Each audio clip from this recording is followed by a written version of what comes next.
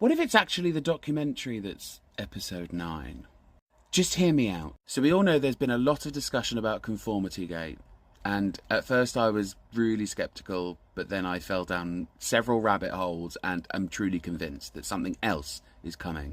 And today they announced that there's a documentary coming called One Last Adventure on January the 12th. Now I know everything's been pointing to January the 7th, but hear me out. Now, we all know that the Duffer Brothers pull inspiration from all kinds of 80s movies like E.T., Back to the Future, The Goonies.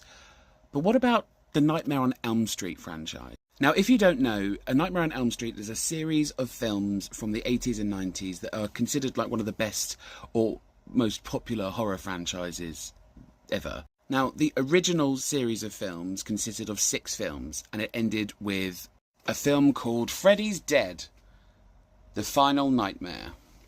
And that was it. Freddy was dead. But then they made a 7th film. And we all know how important the number 7 has become. The 7th film was Wes Craven's New Nightmare. And it was a documentary. Now, in this documentary, the original cast of the movies, including the guy who played Freddy Krueger, Robert Englund, are followed around, interviewed, and it feels like a proper documentary. They even interview the directors and the crew. Now, as the documentary progresses, you find out from Wes Craven, the director, that actually Freddy Krueger is a demonic entity and is trapped in the 6 movies. But because the 6 movies in the series has ended, Freddy Krueger is now released. And Freddy Krueger starts hunting down the cast and crew of the films. It's very meta. Now, personally, I'm not sure I see a physical resemblance between Freddy Krueger and Vecna. Well, despite the severe facial disfigurement and the very nice hat. But I do find it quite interesting that the guy who plays Freddy Krueger, Robert Englund, also played Henry Creel's dad, Victor.